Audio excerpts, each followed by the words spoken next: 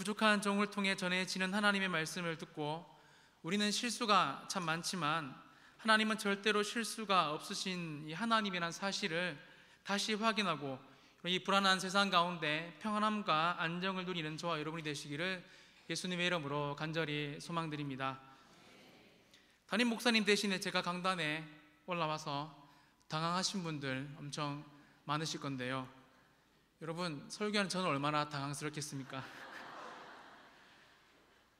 국어사전에 보면 이 당황이란 단어의 뜻 이렇게 정의하고 있습니다. 당황, 명사로 놀라거나 다급하여 어찌할 바를 모름. 한 달 전에 이야기입니다. 저희 중고 대학부 청년부를 줄여서 교육자실에서는 중고대청이라고 합니다. 그래서 소망지역 목사님, 김준용 목사님까지 합치면 중고대청소가 되고 기쁨지역 목사님까지 합치면 중고대청소기가 되는데 어감이 안 좋았던지 소망지역 기쁨지역 목사님은 잘 끼지가 않습니다. 여튼 저희 중고대청이 교육자들이 점심을 한번 먹으러 갔습니다. 점심을 맛있게 먹고 식당을 나오는데 호박역시 팔더라고요. 그래서 제가 싸니까 2,000원 주고 호박엿을 샀습니다. 엄청 맛있게 보였습니다. 호박엿을 사서 차를 마시러 카페에 들어갔는데 제가 이제 엿주머니를, 어감이 좀 죄송합니다, 엿주머니를 열었습니다. 그래서 목사님 엿 드세요 하면서 제가 엿을 전했습니다. 엿을 맛있게 한 5분 정도 다 같이 정말 맛있게 먹었는데 갑자기 이 대학부 목사님께서 이상한 게 씹힌다면서 이제 휴지로 냈는데 금리 떼온 게 빠졌어요. 색깔이 보니까 그 캐리비안 해적에 나오는 그 오래된 보물 색깔이 황금색인데 너무 오래돼서 좀 이렇게 약간 알죠? 무슨 색깔이신지. 그 똥색보다는 조금 오래된 색깔이었습니다.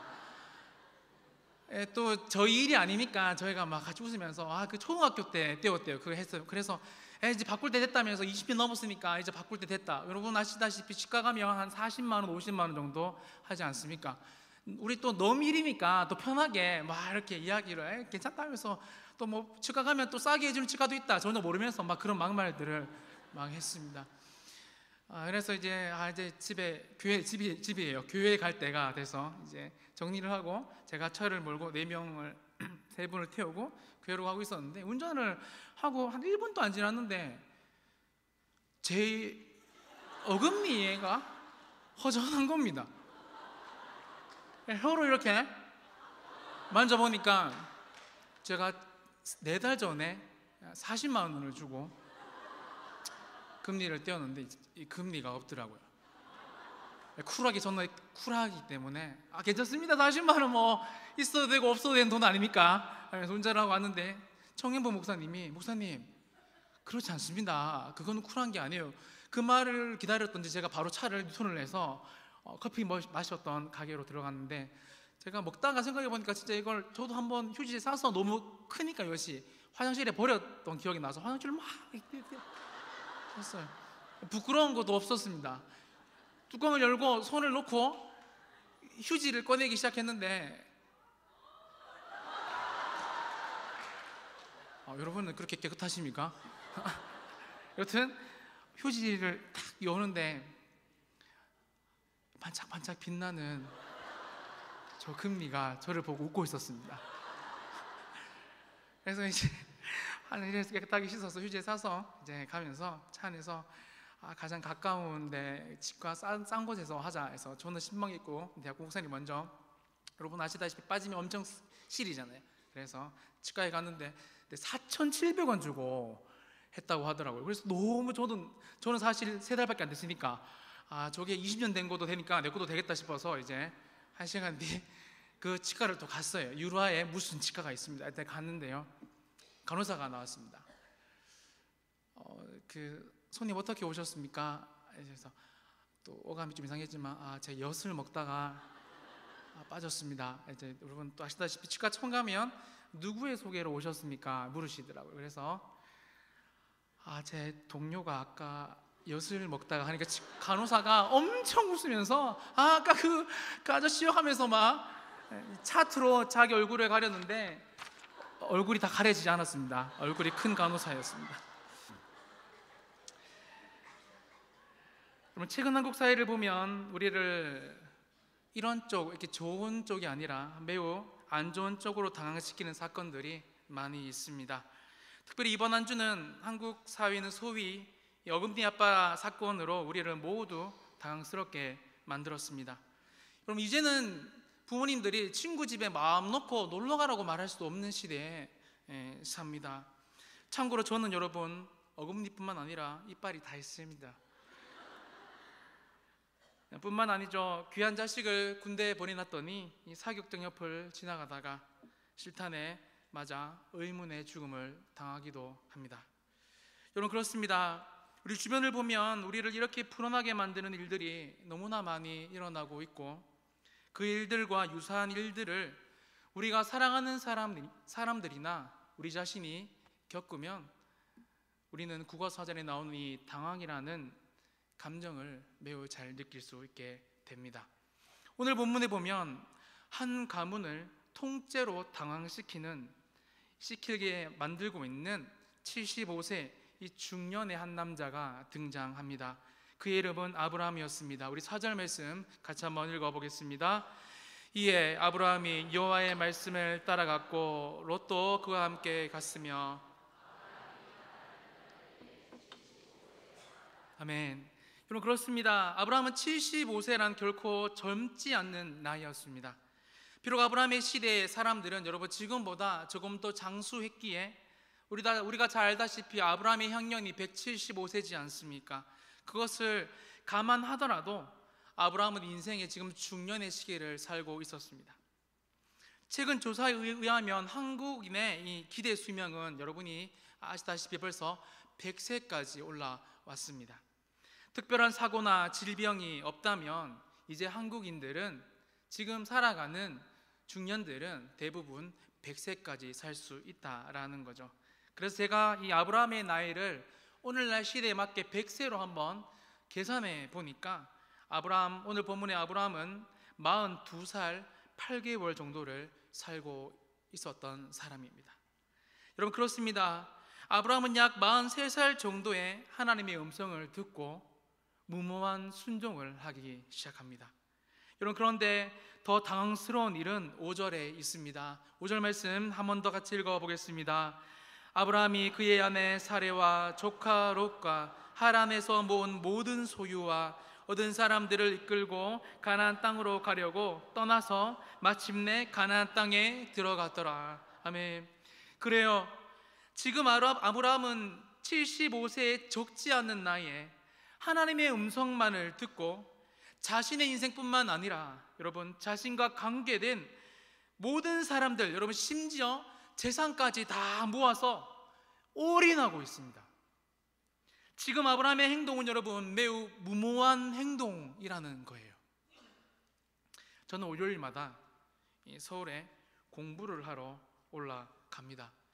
제가 좀 소심해서 그런지 모르겠지만 저는 KTX 옆자리에 누가 앉을지 사실 매주 되게 고민하면서 탑니다. 심지어 옆자리에 좀 보통 사람, 노멀한 사람이 앉기를 목사라서 그런 게 아니라 너무 소심한 성격 때문에 기도하면서 탑니다. 가끔씩 매우 아름다우신 여자분이 앉으시면 전 매우 교양 있게 클라우드 슈밥의 4차 혁명 같은 책을 펴니다. 반대로 여러분 우람한 남자분이 타시면 성경책을 펴고 잠을 잡니다. 농담이고요. 제가 드리고 싶은 말씀은 저같이 아주 좀 민감한 사람은 약간의 이 상황적인 변화에도 매우 민감하고 심지어 스트레스 지수가 매우 높아진다라는 거예요. 저만큼은 아니더라도 여러분 우리는 몇백 미터 떨어진 곳에 이사를 가거나 아들을 군대에 보내거나 신혼집이 같은 동구인데도 불구하고 자녀를 출가시킬 생각만 해도 잠이 오지 않거나 스트레스로 배가 아프고 식욕도 떨어지는 모습을 보게 됩니다. 우리 청년들은 소개팅에 나가거나 취업을 위해 면접에 가는 그 전날, 그 몇 시간 전만 해도 계속 화장실에 왔다 갔다 하죠. 씩씩하게 앉아있는 우리 고3들 존경합니다만 이제 곧 한 달 뒤면 수능장에 들어가게 되죠. 이상하게 부흥회도 아닌데 수능 날이 되면 교문만 들어가도 눈물이 강물이 됩니다. 여러분, 그렇습니다. 오늘 본문의 주인공 아브라함과 그에 속한 사람들의 마음을 성경은 아주 자세하게 묘사하고 있지 않지만 이 상황이 모두 그들 모두에게 분명히 아주 편한 상황은 아니었다는 것, 우리는 쉽게 짐작할 수 있다라는 거예요. 여러분, 그렇다면 아브라함은 왜 이렇게 무모한 행동을 지금 하고 있는 걸까요? 왜 이렇게 무모한 도전 속에서 자신뿐만 아니라 사랑하는 아내와 가족, 심지어 친척과 온 재산까지 모아서 위기의 상황으로 몰아넣고 있는 것일까요? 4절 여러분 다시 한 번 더 보세요. 답은 이 아브라함이 여호와의 말씀을 따라갔다라고 성경은 말하고 있습니다. 여러분, 그렇습니다. 수천 년이 지난 우리가 보기에도 무모한 행동, 무모한 도전을 하고 있는 아브라함이 그런 결정을 할 수 있었던 유일한 이유를 성경은 바로 여호와의 말씀이었다라고 분명하게 말하고 있다라는 거예요. 바로 이 말씀이 아브라함의 마음을 움직였습니다. 우리가 잘 아는 말씀이지만 여러분, 이런 축복이 저와 여러분의 삶에 임하기를 간절히 소망하고 같이 한번 읽어 보겠습니다. 여호와께서 아브라함에게 이르시되 너는 너의 각 고향과 친척과 아버지의 집을 떠나 내가 내게 보여줄 땅으로 가라. 내가 너로 큰 민족을 이루고 내게 복을 주어 내 이름을 창대하게 하리니 너는 복이 될지라. 너를 축복하는 자에게는 내가 복을 내리고 너를 저주하는 자에게는 내가 저주하리니 땅의 모든 족속이 너로 말미암아 복을 얻을 것이니라 하신지라. 아멘. 여러분, 바로 이 말씀이 75세 아브라함의 가슴에 임했어요. 다시 말해 이 말씀이 아브라함의 심령을 주체할 수 없을 만큼 강하게 터치했다라는 말입니다. 사랑하는 여러분, 저는 이 시간 설교하는 저와 여러분에게 이렇게 한번 질문을 드리고 싶어요. 아브라함의 인생을 송두리째 바꾼 하나님의 말씀이 저와 여러분에게는 지금 임하고 계십니까? 다시 말해 이 험한 세상을 살아가는 매번 예상치 못한 사건, 사고들이 우리를 당황하게 만드는 이 세상에서 여러분, 우리는 하나님의 음성을 진짜 듣고 살아가고 있냐라는 것입니다. 사실 지금 여러분에게 이렇게 그럴싸하게 설교하는 저도 이 부분에서 자유로울 수가 없습니다.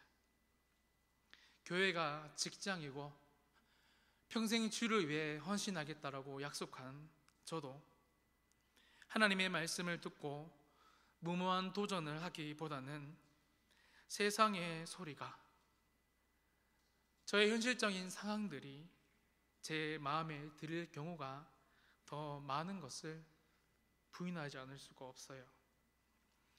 차를 타고 갈 때 설교를 듣고 밤에 잘 때도 설교를 듣지만 무엇이 하나님의 뜻이고 무엇이 지금 저에게 원하시는 하나님의 음성인지, 어떻게 결정을 해야 하는지 사실 정확하게 할 때보다 모르고 그냥 현실적인 편함을 선택하는 경우가, 죄송하지만 설교하는 저도 그런 사람에 속할 때가 많은 것 같아요. 어제 새벽이었습니다. 한 2시쯤에 잠에서 잠깐 깼는데 이상한 소리가 들렸어요. 이상하죠? 이런 소리가 들렸습니다. 분명히 기계음이었습니다. 불도 다 꺼져 있고 전자기기도 다 꺼져 있었는데 소리가 들렸어요. 정신을 조금 더 차리고 기계음이 들리는 쪽으로 가니까 외장하드가 켜져 있어서 돌아가는 소리였습니다. 낮에는 다른 소리들이 크게 들려서 절대로 들을 수 없는 소리가, 이 다른 소리들이 잠잠해진 밤에는 매우 선명하게 들리더라고요. 여러분, 그런 것 같아요. 하나님의 말씀, 하나님께서 말씀을 안 하시거나 그 말씀이 너무 작아서 들을 수 없는 것이 아닌 것 같습니다.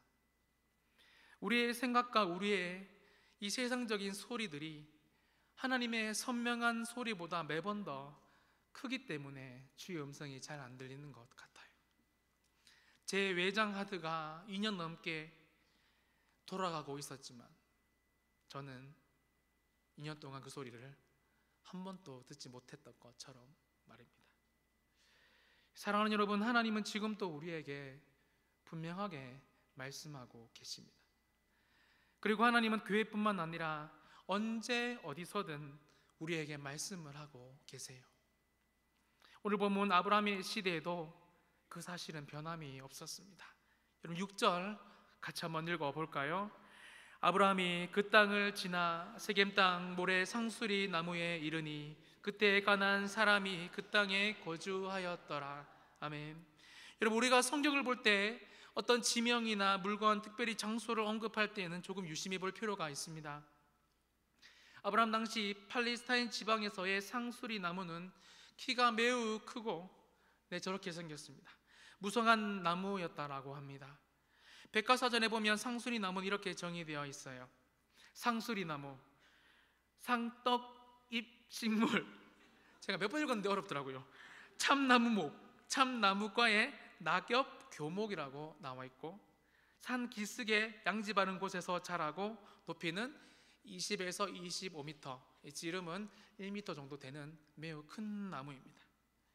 여러분, 그렇습니다. 상수리 나무는 키가 큰 나무라서 여행객들에게 한 지역을 소개하는 관문 같은, 이정표 같은 역할을 하거나, 또한 성경학 역사학자들의 말에 따르면 당시 사람들은 이 키가 큰 나무가 하늘과 땅의 기운을 이렇게 이어주는 미신적인 역할을 했다라고도 합니다.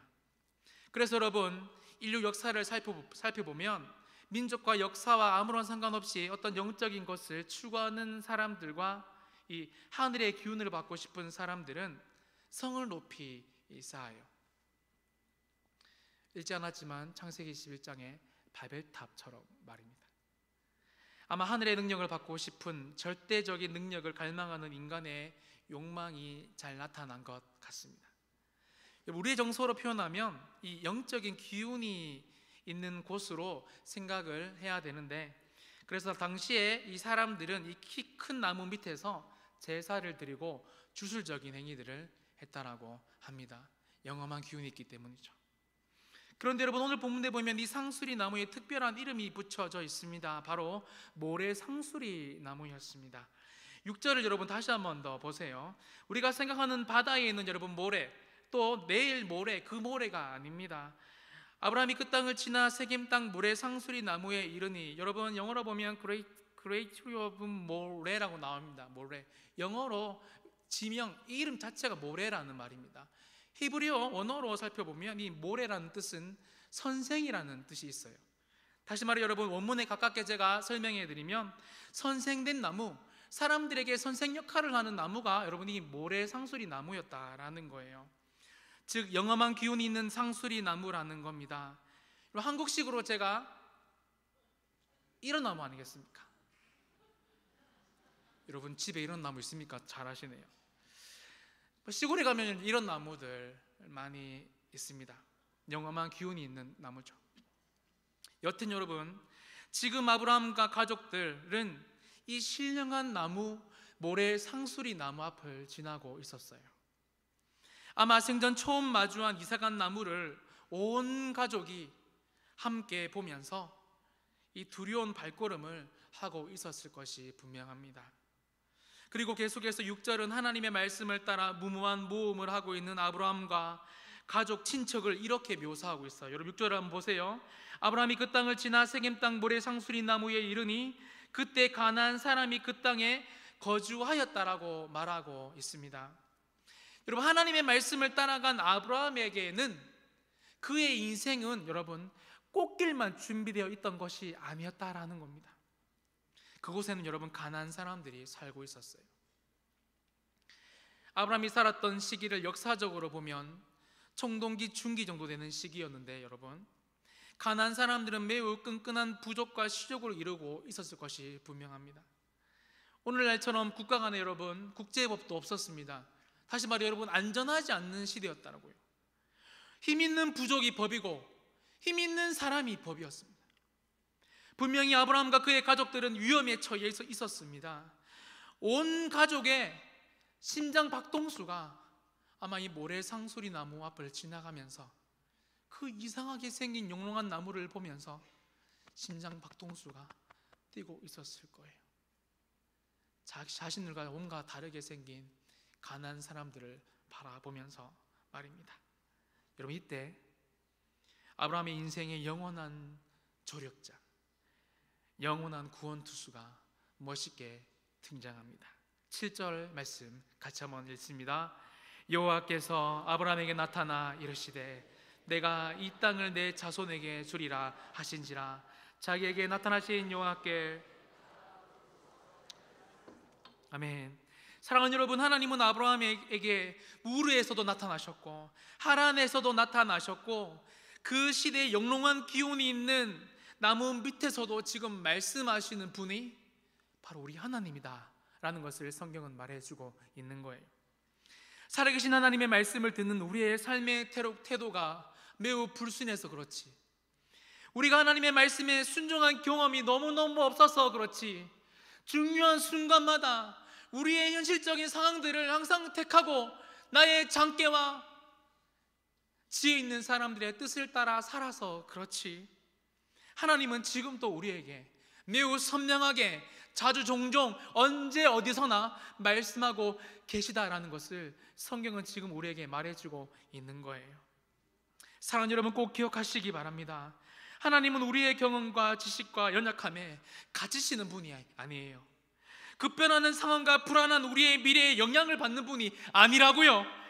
하나님은 언제 어디서나 우리가 무엇을 하든지 어떠한 상황에 있든지 상관없이 오늘 또 우리의 모든 절망적인 상황 속에서도 생명의 말씀을 불어 넣으시는 분이심을 믿으시기를 예수님의 이름으로 간절히 축원드립니다. 그런데 여러분, 하나님의 말씀을 따라 순종함으로 무모한 도전을 하고 있는 아브라함의 인생을 조금 더 자세히 살펴보면 세상 사람들과 분명하게 다른 특징이 오늘 본문에 드러나는 것을 알 수 있어요. 여러분, 다시 말해 하나님의 음성을 분명히 듣고 따라가는 사람들에게만 나타나는 삶의 독특한 특징이 있다라는 겁니다.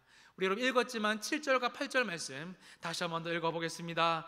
여호와께서 아브라함에게 나타나 이르시되 내가 이 땅을 내 자손에게 주리라 하신지라. 자기에게 나타나신 여호와께 그가 그곳에서 제단을 쌓고 거기서 베델 동쪽 산으로 옮겨 장막을 치니 서쪽은 베델이요 동쪽은 아이라. 그가 그곳에서 여호와께 제단을 쌓고 여호와의 이름을 부르더니. 아멘. 보세요, 성경은 분명히 아브라함이 어떤 집에서 살았고 무엇을 먹었고 차가 어떤 차였고 어떤 옷을 입었는지에 대해서 관심이 하나도 없어요. 하나님은 아브라함이 가나안에서 했던 행동을 짧은 2절에서 2번이나 반복해서 말씀하고 계십니다. 그것은 바로 여러분 제단을 쌓는 일이었습니다. 아브라함의 이동 경로가 이렇습니다. 아브라함이 우르에서 하란으로 가려면 여러분 지도에서 보시다시피 북서쪽으로 이동을 해야 됐어요. 그리고 하란에서부터 다시 가나안으로 이렇게 내려오려면 남서쪽으로 내려와야 했습니다. 9절에 보면 아브라함의 가족은 점점 남방으로 내려갔다. 대충 이해가 되시죠, 여러분? 한마디로 여러분 지금 아브라함은 가나안 땅, 가나안 지경을 여러분 동서로도 움직였고 남북으로도 움직이면서 여러분 뭘 했다라고 성경은 말하고 있는 거예요? 제단을 쌓았다. 가는 곳곳마다 제단을 쌓았다.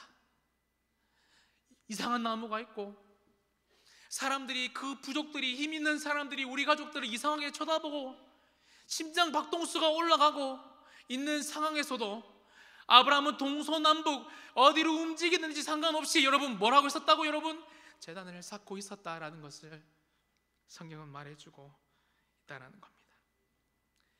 인생에서 처음 걷고 있는 낯선 땅, 처음 보는 주술적인 큰 나무가 사람들이 언제 공격해 올지 모르는 이 가나안 사람들의 경계의 눈빛을 보면서 불안한 아브라함과 가족의 모습, 그럼에도 불구하고 살아보지 않는 인생을 살아가고 믿음이 없는 불신의 땅을 살아가는 우리에게 아브라함은 하나님의 말씀을 들은 사람들은 어떻게 살아가야 하는지 분명히 우리에게 보여주는 것 같습니다.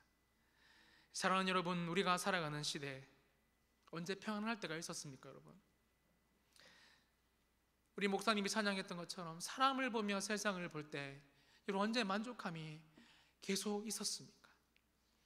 오늘 또 우리는 교인이라는 이름이 여전히 있지만 소위 말한 이 헬조선, 지옥 같은 조선에 살면서 생존을 위해 교인이지만 죄송합니다, 술도 마시고 주일 성수도 제대로 하지 않고 우리가 살기 위해 같은 교인이라도 밟고 일어나는 것이 우리의 모습 아닙니까? 그리고 더 높은 곳에서 우리의 이름을 내기를 우리도 똑같이 원합니다. 이런 행동을 세상 사람들은 성공이라는 단어로 정의하더라고요. 이 행동은 아브라함의 시대도 여러분 똑같았습니다. 창세기 11장 3절과 4절 말씀 여러분 한번 보세요. 서로 말하되 자 벽돌을 만들어 경고에 굽자 하고 이에 벽돌로 돌을 대신하여 역청으로 진흙을 대신하고 또 말하되 자 성읍과 탑을 건설하여 그 탑 꼭대기를 하늘에 닿게 하여 우리 이름을 내고 온 지면에 흩어짐을 면하자 하였더니라고 성경은 말하고 있잖아요. 그렇습니다. 여러분, 세상 사람들은 오늘 또 자신의 탑을 쌓아가요. 다른 사람보다 조금 더 높은 지식의 탑, 물질의 탑, 가문의 탑, 명예의 탑들을 쌓습니다. 하지만 사랑하는 여러분, 우리는 아브라함처럼 세상 사람들이 보기에 매우 무모해 보이는 행동들 하지만 주일마다 교회에 모여 제단을 쌓고 새벽마다 수요일마다 때로는 여러분의 다음 세대 자녀들을 모아 가정에서 제단을 쌓고 오늘 또 저와 여러분은 금요일날 반열교회라는 곳에서 모여서 제단을 쌓고 있습니다. 왜냐하면 우리 중 대부분은 하나님의 음성을 분명히 들은 사람들이기 때문에 그렇습니다. 여러분 믿으십니까? 그래요. 이 예배의 제단은 누가 강요해서 계속 쌓을 수 있는 것이 아닙니다. 아브라함처럼 분명한 하나님의 부르심, 하나님의 말씀을 들은 사람들만이 쌓을 수 있는, 어떻게 보면 가장 무모하지만 가장 아름다운 행동이기 때문에 그렇다는 것입니다. 제가 존경하는 목사님들 중에는 매우 잘생긴 목사님이신데요, 그분은 매우 특별한 방법으로 담임 청빙을 기다리면서 길이 열리기를 기도하고 계시는 분이 계십니다. 저는 아닙니다. 잘생기지 않아서. 또 어떤 분은 하나님께서 분명하게 자신을 불렀다고 하시면서 제가 볼 때는 매우 어려운 상황인데도 불구하고 유학을 준비하는 분이 계세요. 돈이 하나도 없는데. 여러분, 결론적으로 하나님은 아브라함과 같이 생존하기도 버거운 세상에서 하나님의 말씀만 믿고 살아가는 인생, 이런 무모한 행동을 하나님은 이렇게 성경에서 정의하시더라고요. 우리 히브리서 11장 6절 말씀 같이 한번 읽어보겠습니다. 믿음으로 아브라함은 부르심을 받았을 때 순종하여 장래의 유업으로 받을 땅에 나아갈새 갈 바를 알지 못하고 나아갔으며. 하나님은 이런 무모한 행동을 믿음이라고 말해주십니다. 설교를 마무리합니다. 저는 오늘 설교를 마무리하면서 하나님이 아브라함을 왜 가나안으로 부르는지 매우 궁금해졌어요. 왜냐하면 아브라함이 살았던 그 시대에 당시 아브라함이 고향이었던 이 갈대아, 여러분 우르는 수메르의 수도였고 많은 점토판이 발굴될 정도로 점토판을 확인해 보니까 이 학교까지 세워진 교육의 중심지였습니다. 그 시대에 여러분. 또한 페르시아만으로부터 상선들이 드나들었던 아주 큰 무역의 도시였어요. 또한 여러분, 하란은 고대 대부분의 이 무역의 또한 요충지였습니다. 여러분, 이왕 하나님이 쓰실 거면 다 준비된 곳에서 쓰면 좋잖아요. 그런데 하나님은 말만 그렇지 적과 꿀이 흐르는, 아니 전혀 아브라함에게는 호의적이지 않는, 다 아브라함의 가족과 자신을 잡아먹으려고 하는, 우리가 잘 알다시피 아브라함은 조금만 뒤에 가면 아내를 애국 왕 앞에서 속이잖아요. 자신의 아내지만 누이라고. 그만큼 힘든 상황 가운데 하나님은 왜 굳이 가나안으로 아브라함을 불렀을까? 왜 하나님은 아브라함을 가나안 땅으로 불러서 당황하게 하셨을까? 성경학자들과 성경학자들이 이 부분을 연구하면서 왜 하나님이 가나안으로 아브라함을 이끌어 들였을까? 그 당시 하나님께서 그 당시에만 이 먹고 사는 것, 아브라함이 먹고 사는 것, 그리고 아브라함 그 당사자만 잘 사는 것을 염두에 두셨다면 우르나 하란이 더 적합했다고 이들도 동의를 하는데, 앞으로 천하 만민이 너로 말미암아 복을 받게 될 것이다, 이 하나님의 약속이 여러분 실현되기 위해서는 가나안은 정말 중요한 자리가 될 수가 없었대요. 왜냐하면 훗날 가나안 지역은, 지금 아브라함에게 모두 다 적대적인 이 가나안 지역은 아시아와 유럽과 아프리카를 연결하는 길목이 된다라는 것을 성경학자들은 똑같이 이야기를 해요. 요즘 친구들은 이런 것을 보고 하나님의 큰 그림, 신학적으로는 하나님의 섭리라고 이야기합니다. 설교할 기회가 금요일에 거의 없기 때문에, 얼굴은 중국 부자지만 엄청 힘든 가난한 속에서 어린 시절을 보냈습니다. 지금은 뭐 워낙 부티나지 않습니까? 초등학교 3학년인가요? 반에서 한 달에 한 번씩 저축을 했습니다. 이거 아는 사람들은 다 아재들입니다. 다른 친구들은 한 달에 한 번 저축하니까 5만 원, 또 많게는 10만 원씩 저축을 했는데, 저희 집은 매우 가난해서 어머니가 3천 원인가 2천 원 정도를 주었던 기억이 납니다. 3학년이면 다 컸잖아요. 친구들이 다, 돈 많은 친구들 앞에 나가서 먼저 이렇게 쿨하게 다 내고, 선생님이 다 냈나라고 나가실 때쯤에 밖에 나가서 몰래 갑자기 슬프죠. 몰래 3,000원씩을 선생님 손에 쥐어줬던 기억이 납니다. 그때는 왜 그렇게 그런 것들이 싫었는 건지 모르겠어요. 되게 부끄럽더라고요.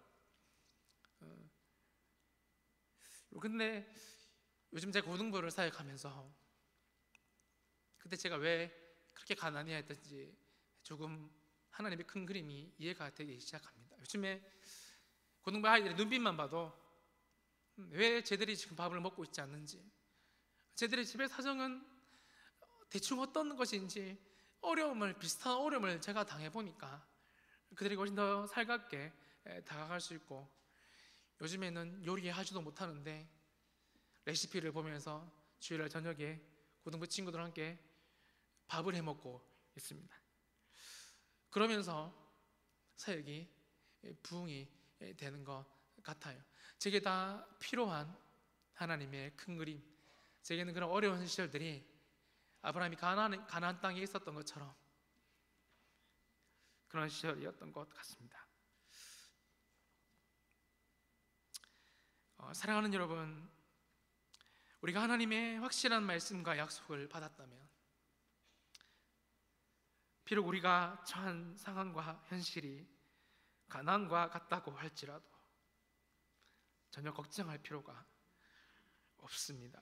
왜죠?